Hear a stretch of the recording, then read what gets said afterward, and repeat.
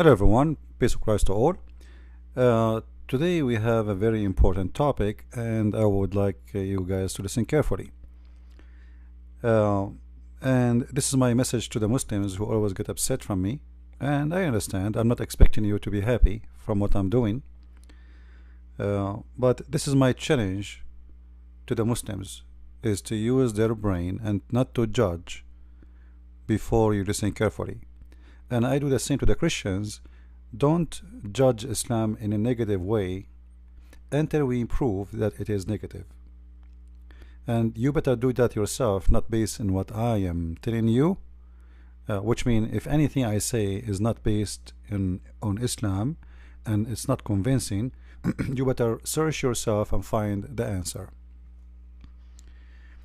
You know, Muhammad, he always faced a big failure in his mission.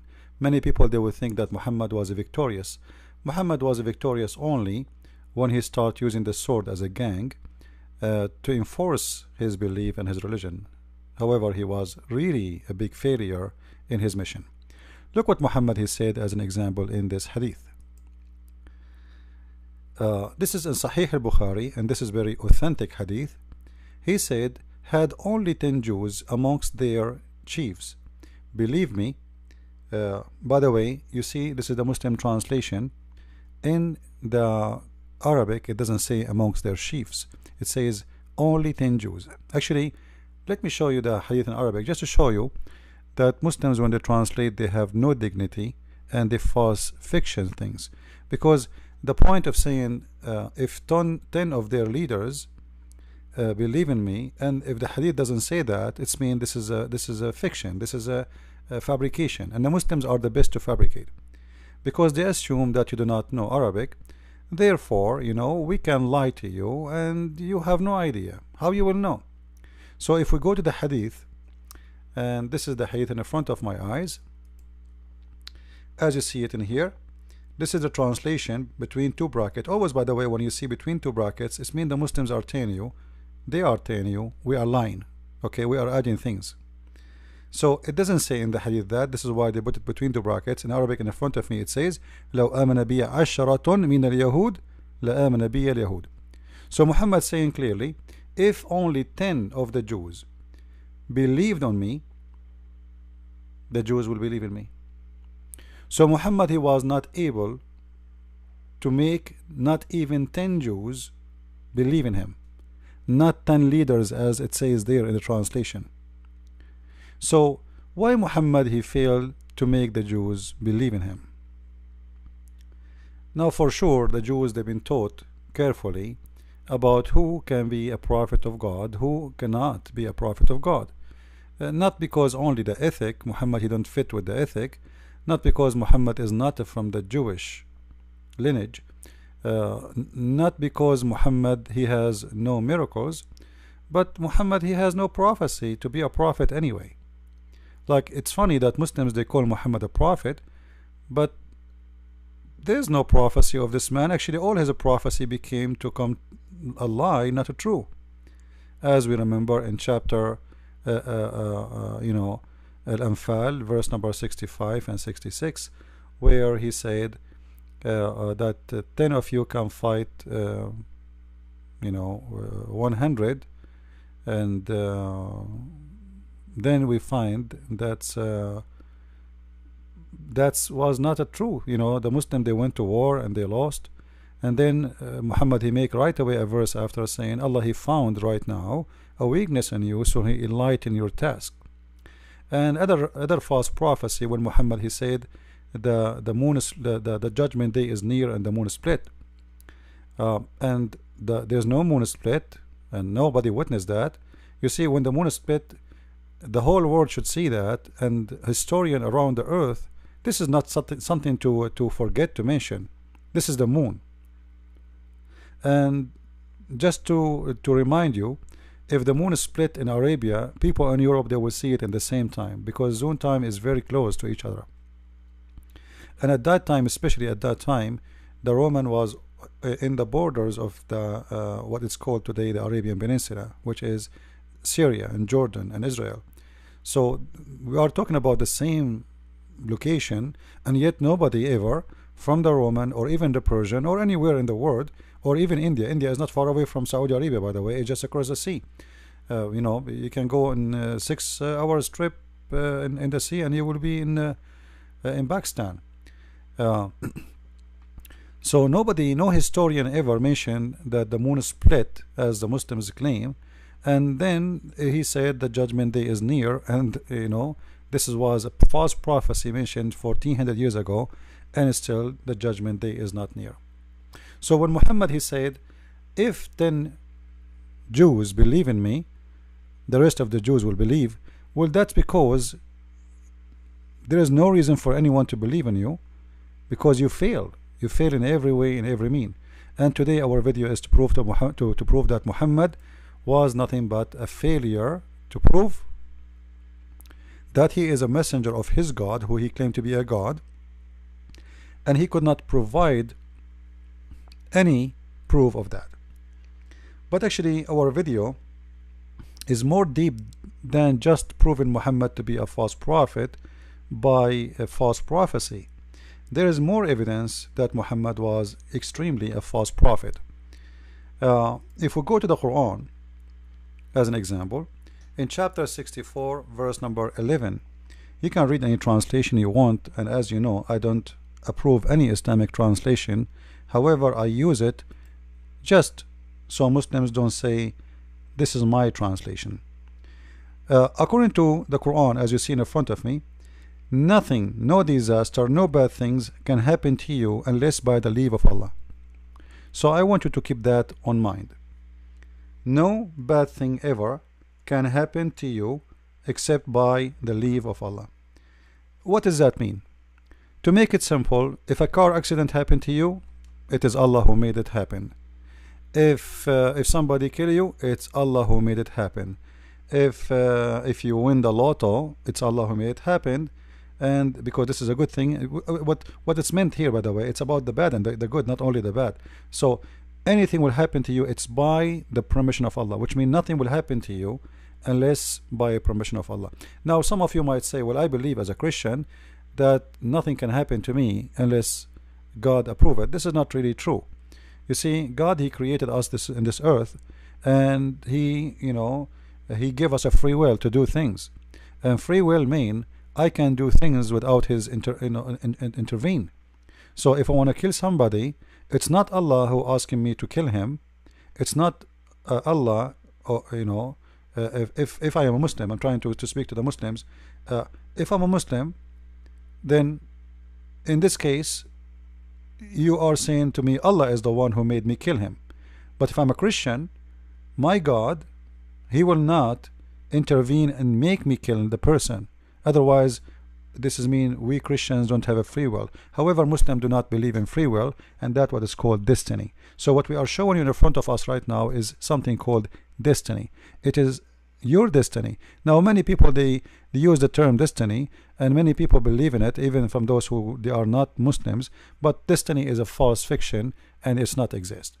For God, he gave you free will to believe or not to believe, to accept or not to accept. This is why Jesus, he said, not everyone say to me, Lord, Lord, will enter the kingdom of my Father, but the one who do his will. So he have a will and you have a will. If you decide to do your own will, which is opposing his will, then you will not enter the kingdom of the Father. So we don't believe in destiny. Now for sure God can intervene, let us say in a special mission, let us say in the life of a prophet, or in a life in a special person, or because you ask God with a prayer and he intervene in your life. But this is not destiny. All right? So Muslims believe in destiny, and nothing bad can happen unless by the permission of Allah. So based on this, Muhammad, he come with a story which is very, very dangerous. You see, if you remember, Muhammad, he mentioned before that he was suffering from the poison he ate in Khaybar. If you don't remember the story, Muhammad, he mentioned, or the Muslims, they mentioned to us that Muhammad, after he killed the people of Khaybar, a Jewish woman, she cooked for him a sheep, and then she put a poison in it, and when the Muhammad and his companions start eating, the one next to him, he died in the spot right away, immediately, which means he hit where the poison is so strong. Now Muhammad, he ate from the poison, but he did not infected the same as the one who was next to him, because he did not take that part which is full of poison. So he was infected, so he was dying slowly. Look what the Prophet here is saying. The Prophet, sorry, Aisha, she's saying, the Prophet in his element of death, which he died, used to say, which mean many time, which mean always when this man he suffer or he have a pain, he say always repeating the same. O Aisha, I still feel pain caused by the food I ate at Khaybar, and at this time I feel as my aorta is being cut off from the poison. So Muhammad here is confirming that he is dying because of the poison. If the Muslim want to say Muhammad is wrong, he's stupid, well, this is your business. Alright, now he is the one saying that. You go and ask him why you are saying that. We don't agree with you. And the funny, Muslims don't agree even with their prophet, when the story Muhammad he mentioned is going to expose him for being a false prophet. Now what this have to do with being false prophet? If we go to different hadith, we will find the following. This is the story where Muhammad he was poisoned by the women. Alright, this is Sahih Muslim, this is Sahih Hadith, so the Muslims cannot say to us it's weak. Alright, you see the numbers in the front of your eyes. And when the woman she gave Muhammad the poisoned sheep, Muhammad, after and a guy he died next to him, so he asked her, he called her, Muhammad, they arrested the women, and he asked her, why you did that? Why you did that? Actually, the story here is not accurate. I tried to find it in English, I could not. The story in Arabic, it says, you killed my husband, my brother, and my family, and I have the right to kill you. Alright? But here, in this story here, in this hadith, she said, I had determined to kill you. Thereupon he said, Allah will never give you the power to do it. Hold on. That is very dangerous. Allah will never give you the power to do it. It's mean Allah is the protector of Muhammad, and he is a special one to Muhammad, and there is no way Allah will let that to happen to him. As you see, the one who is mentioning this is Muhammad himself, not the women. The women, she said, I am determined to kill you. Muhammad is the one saying,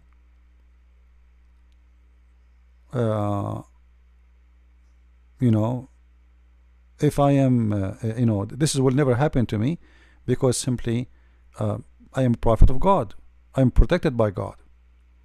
Now the story here, they have many ending. Like here they say did not kill her right away, and some story they say she became a Muslim. Some story they killed her. It says they killed her because she killed his companion immediately, based on that poison. So there is many stories about it. All right. Now here, look what it says here, that they are mentioned even in this hadith that Muhammad he always speak about the poison is affecting his vulva sorry, in his artery, and always he is suffering from the pain of this poison. Now Muhammad, when he said Allah will never allow you or will never give you power to do it, and then we find this hadith where it says that the food I ate in Khaybar is killing me, the poison I ate in Khaybar is killing me. That's mean Muhammad is he made a false statement in that story there. Do you see what I'm saying? If he is saying Allah will never allow you to do that, but as we see, the result is the opposite. The result is it happened. Obviously Allah, He allowed it to happen if Allah is exist. Then Muhammad and the Muslims need to explain to us how Muhammad, he claimed that he is a prophet of God, and he don't say anything unless it's coming from God, and then he say two things contradicting each other. Actually, the story is more deep than this, because there's many hadith about this story, as we see in front of us here. I will try to make the text bigger in this page. All right, you will see the woman when she killed Muhammad. This is one of the hadith. You see, there's many hadith here in front of us. He asked her, why I wanted to kill you. He said, Allah would not let you do that. They said, shall we kill her? He said no. Now in different hadith right away it says that they killed her because they have a disagreement about if they killed her or not. Then as you see here, the report differ as to whether or not she was killed. It seemed that the Prophet, etc., did not kill her at the first, but then he killed her later. Alright? So in the beginning, he did not kill her right away, but then he executed her. Alright, for a punishment. Now, the question here, you know, in the story, when Muhammad, he asked her, what made you do that? Look what she said. Read with me, please. We wanted to know if you are a liar, in which case we would have got rid of you, and if you are a prophet, then the poison would not harm you. That's extremely dangerous. Let me be sure it is more clear for you guys in the screen. Let us do it this way. I'm making the text bigger so you guys can see it better. All right, I hope it's clear. So she is trying to determine if he is a prophet or not, and what she will do is going to confirm that if he is a prophet, God will save him. If he is not, we will get rid of this gang, this criminal who killed my family, who killed my husband, who killed my brother, who killed my kids, who killed hundreds of my tribes.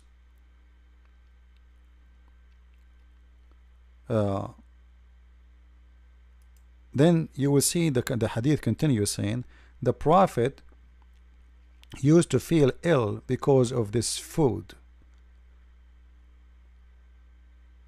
Do you see it? Used to feel, so the poison already made a damage and Muhammad was dying slowly. But this is mean that the test the woman she did, it was a very confirming test, because she said here, we wanted to know if you were a liar, in which case we would have get rid of you, and if you are a prophet, then the poison would not harm you, which means God will save you and you will not die because of it. But Muhammad, he confirmed that he died because of the poison. Now we know there is a verse in the Quran where Muhammad he said, and supposedly this is his God talking, if you remember, Muhammad, he made a chapter 69 verse number 46, and you can read a few verses before it. He said, supposedly Allah saying that if Muhammad is a fabricating Quran, we are going to cut his artery.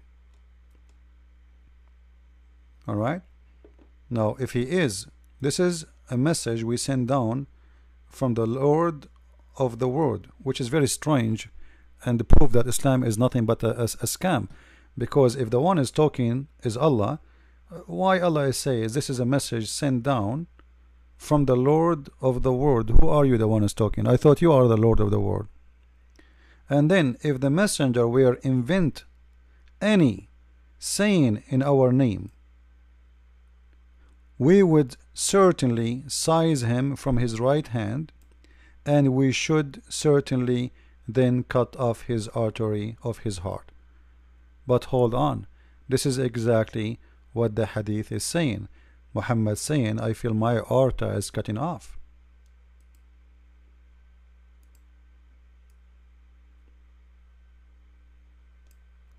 So Muhammad proving to us in every way, in every mean, that he is a false prophet. Even the action proving it, even the promise he make proving it. Because when you say to the women, Allah will never allow that to happen to me, Allah will not let that to happen to me, Allah will never give you power to do it. Why Muhammad is saying that? Because he is a prophet. And this is exactly what the women she said to him too. We wanted to know if you were a liar, in which case we would have get rid of you, and if you were a prophet, then the poison would not harm you. And you see the hadith reported. This is a very strong hadith in many locations, in many books. The same story. All right. She said, I wanted to see if you were a prophet, then Allah would tell you about it. And if you were not a prophet, Allah would be rid of you. That's mean Muhammad, he fell into the test. And the funny Muhammad, he says, if you eat 7 ajwa a day, which means 7 palm tree fruits a day, no poison can affect you and no black magic can affect you. And later we find that he died in poison, and he is eating 7 ajwa a day, which is additional proof that he is making up lies about eating 7 ajwa, and you will be saved, nothing will affect you. Now as long we prove in the Quran that every bad thing happened to you by the will of Allah, and everything happened to you by the will of Allah. And even Muhammad, he made a hadith about it, as you see in the front of you. You can see the reference. This is Sahih al-Bukhari, hadith number 6594, as you see here. All right. Here Muhammad is speaking about that any, a human being is based on his destiny. So a human being of you will be doing the will, like his own work, his own deed, until there is a cubit between him and heaven, and then he will go to hell, because Allah, he will change his course, and what is written for him in his destiny will take over. So the one who will go to fire, he will go to hell, to heaven, and the one who will go to heaven, he will go to fire, because at the end of the day, it is not your deeds, it's not your work, it's what Allah wrote for you. But this is mean that what happened to Muhammad, as we showed you in the Quran, that's no bad thing, no harm can happen to you unless it is the permission of Allah. That's mean the death of Muhammad was happened by the order of Allah. Anything happened to Muhammad, it was by Allah. You can read any translation you want, but it's very clear. All right, any translation you want. This is mean that Muhammad, he was killed. If Allah exists for real, and if this verse is true, that mean Muhammad was killed by Allah, not by this woman. Because remember, it is not the women who decide that according to the Quran, according to the Hadith. It is Allah. Allah is using the women to kill Muhammad. Allah is using the women to kill Muhammad, which means the one who really killed Muhammad is Allah, not the women. As you see in that hadith here, hold on, it says here, then the soul breathed into him, etc., by Allah permission, etc., and then or a man may do the deeds of people of the fire till there is only one cubit of or an arm beneath, or a distance between him and the fire. And then but then that written which Allah he ordered, which means before you created you, proceed, and he does the deeds of people of paradise, and he enter paradise. So you do the bad deed by your will,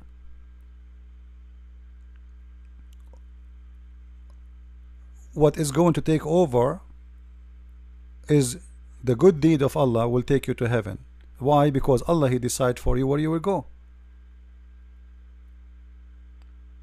Are you getting the point? So all the first bad deeds you did is going to go, is gone, because simply Allah is going to overwrite your deed, because he wrote a destiny for you, and as long his destiny is you go to heaven, then he suddenly you will start doing things will take you to heaven. So doing the good things here, it's not was not your own permission, it was Allah destiny. Same, you will see that the same person who was going to go to hellfire, to heaven, you know, he will go to hellfire. Then, and the man may do the deeds of people of paradise till there is only one cupid between or two between him and paradise. Then that is written, proceed, he does the deeds of the people of fire and enter it. So the question here, as long it is the destiny of this woman to kill, as long there is no bad things can happen to any Muslim unless it is the permission of Allah, as we see here.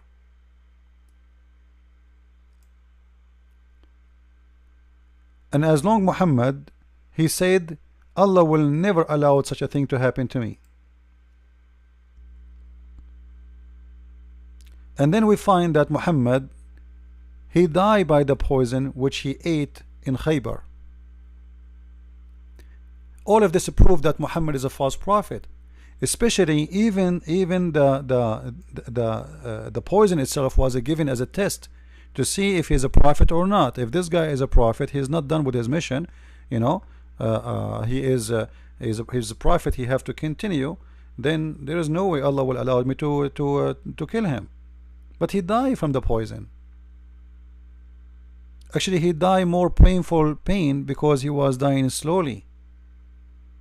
So Allah did not save him, and the poison affected him badly. And immediately you see in the hadith, it's speaking clearly that always he feel bad and he feels sick because what happened to him in that story. So Muhammad, he failed the test of the women. Muhammad failed his own test when he said Allah will never allow such a thing to happen to me.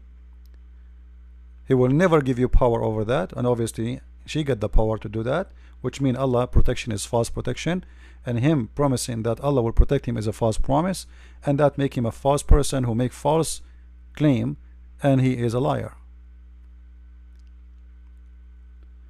So all of this will lead us to very simple question. Who is the one he killed Muhammad?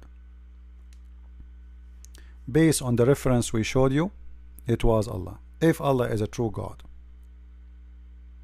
Based on my understanding, Allah is not exist, and the one who killed Muhammad was a woman, and Muhammad, by saying all those statements about himself from his own mouth, Allah will never give you power, Allah will never allow such a thing to happen to me, and you know, I'm protected, and there's no bad thing in this earth can happen without permission from Allah, and etc. And then we find that he died by the poison of this woman, and this woman, even she said it clearly that this was a test to see if you are a prophet or not. If you are not a prophet, you will die from the poison, and if you are, your God will protect you.